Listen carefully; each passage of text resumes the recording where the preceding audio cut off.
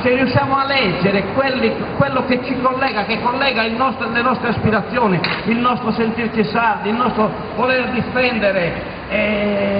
questo popolo da delle aggressioni che ci sono, c'è poco da fare, non possiamo far finta che queste aggressioni non ci siano.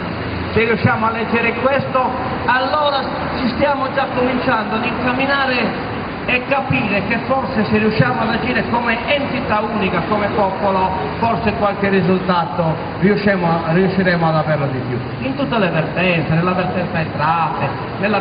varie vertenze che abbiamo con il governo, sulla questione lingua, riusciamo a vedere anche lì, ma è possibile, abbiamo tutti l'aspirazione di avere una lingua che sia la lingua del nostro popolo. Vediamo un po' cosa possiamo raccogliere di comune in questa aspirazione e collettivizzarla, metterla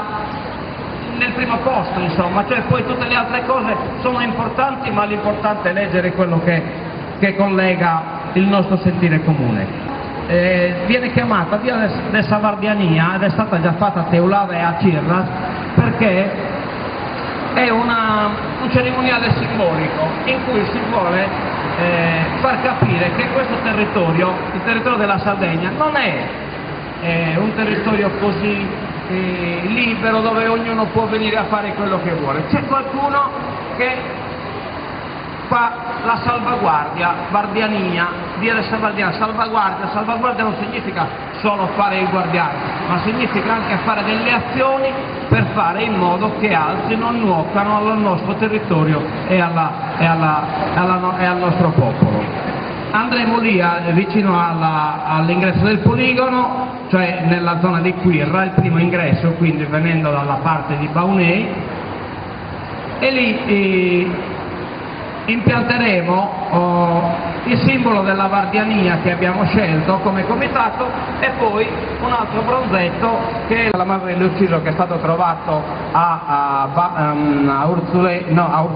Urzulese nella grotta del Sorcu e qui ci sarà scritto Vos fadiamo un lutto morto de Quirra, cioè noi, tutto il nostro popolo vi sta facendo lutto perché riteniamo che voi siate i nostri fratelli, siate figli dello stesso nostro popolo. E poi lì ci recheremo dopo a Villa Pussu e a Santuidu, dove a Santuidu ci sarà anche il dibattito, un convegno e tutti potranno intervenire, ci saranno degli esperti che hanno lavorato nelle commissioni d'inchiesta che ci illustreranno cosa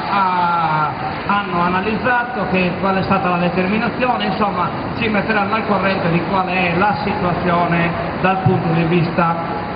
sanitario della zona di Quirra. E lì poi socializzeremo, mangeremo insieme,